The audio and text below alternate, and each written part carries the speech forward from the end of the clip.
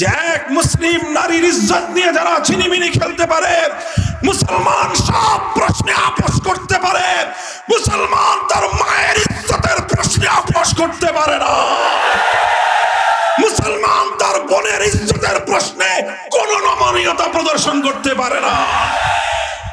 ও মুসলমান, তোমার সামনে যখন তোমার এক মা তার ইজ্জত নিয়ে ছিনিমিনি খেলা হয়, তোমার সামনে যখন তোমার এক কন্যার ইজ্জতের উপর কোন কুলাঙ্গার হস্ত উত্তোলন করে, তখন তোমার কি ভূমিকা হওয়া উচিত?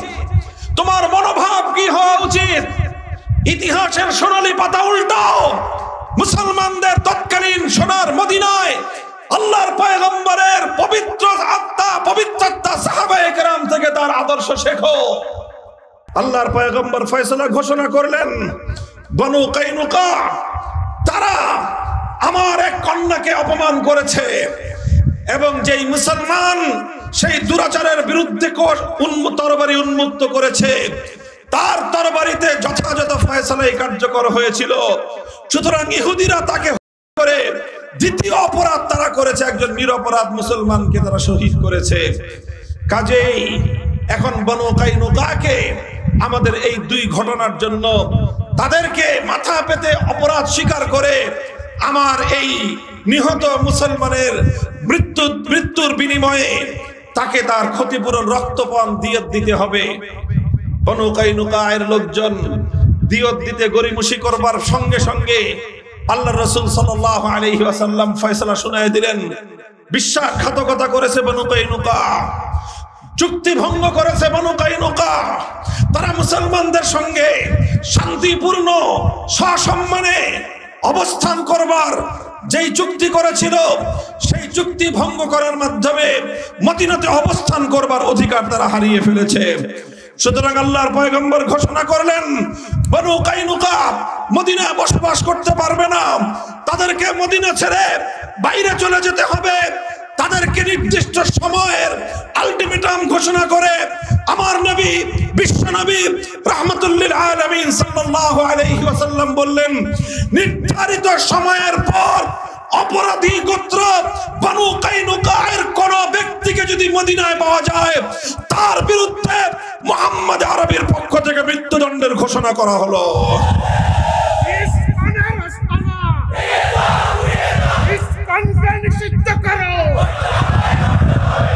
মুহতারাম হাজিরিন, এইভাবে বনু কাইনুকা শেষ পর্যন্ত তারা নতি স্বীকার করতে বাধ্য হলো, সোনার মদিনা থেকে তারা বহিষ্কার হলো, এবং চিরদিনের জন্য বনু কাইনুকা মদিনায় নিষিদ্ধ ঘোষিত হয়ে গেল। মুহতারাম হাজিরিন, এই হলো মদিনা সনদের বাস্তবায়নের সূচনা ঘটলো। আজ বাংলাদেশে আমাদেরকে সাম্প্রদায়িক সম্প্রীতির সবক শোনানো হয়। আজ মুসলমানদের 90-92% মুসলমানদের মাটিতে শত শত বছর ধরে যে মুসলমানদের পূর্বপুরুষরা চোখের অশ্রু দিয়ে, মাথার ঘাম জড়িয়ে, বুকের রক্ত দিয়ে মুসলিম জাতিসত্তার ভিত্তিতে যে বাংলাদেশ গড়ে তুলেছে, সেই বাংলাদেশে আমরা সম্প্রীতির দৃষ্টান্ত স্থাপন করে শত শত বছর ধরে চলে এসেছি। কিন্তু মনে রাখবে, আমরা যেই মদিনা সনদ অনুযায়ী শান্তি প্রতিষ্ঠা করতে জানি, আমরা যেই মদিনা সনদের অনুসরণে সম্প্রীতির নজির স্থাপন করতে জানি, সেই মদিনা সনদের সম্প্রীতির উপর যদি কোন কুলাঙ্গার আঘাত করে, সে হাত আমরা ভেঙে দিতে জানি, সে হাত আমরা ভেঙে দিতে জানি।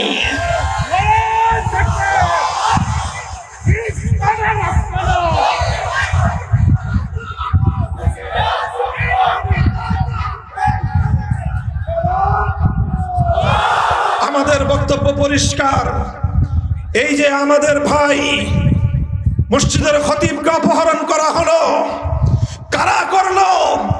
এভাবে একে একে আমার বাংলাদেশ থেকে কখনো আমাদের রাজনৈতিক নেতৃবৃন্দকে ধরে নিয়ে যাওয়া হবে, তারপরে বাংলাদেশকে এখানে করতলগত করবার ষড়যন্ত্র করা হবে। যারা বাংলাদেশকে আজও এতটা দুর্বল ভাবে, আমি বলবো তোমরা বোকার স্বর্গে বসবাস করছো। কেন তোমাদের সীমান্তে বারবার আমাদের কাছ থেকে লোক নিয়ে যাওয়া হয়? কেন ইলিয়াস আলীকে এভাবে বাংলাদেশ থেকে গুম করা হয়েছিল? কেন এভাবে সালাউদ্দিন সাহেবকে বাংলাদেশ থেকে ধরে তোমার দেশে কেন নিয়ে যাওয়া হয়? তোমার দেশের সীমান্ত যখন আমার ফেলানি যখন তোমার সীমান্ত পাড়ি দিতে চায়, তখন তোমার ঘাতকের বুলেটের আঘাত আমার মেয়ে ফেলানিকে বুলেট বিদ্ধ করে তার লাশ কাঁটাতারে ঝুলিয়ে রাখো। আমার দেশের নেতৃবৃন্দকে যখন তোমরা ধরে নিয়ে যাও, আমার দেশের ইমাম এবং খতিবদেরকে যখন তোমার দেশে পাওয়া যায়, তখন তোমরা এই ব্যাপারে তোমাদের কাছ থেকে সন্তোষজনক কোনো জবাব আমরা পাই না।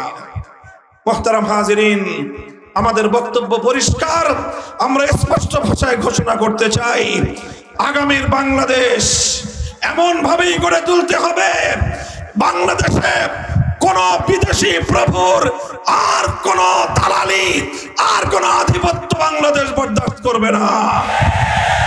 আগামীর বাংলাদেশ আমরা সেইভাবেই গড়ে তুলতে চাই। আমার আখেরি পয়গাম, আমার সর্বশেষ কথা, বাংলাদেশ কখনো পূর্ববঙ্গ ছিল, বাংলাদেশ কখনো পূর্ব পাকিস্তান ছিল। আজ 54 বছর ধরে বাংলাদেশ নামে এগিয়ে যাচ্ছি আমরা।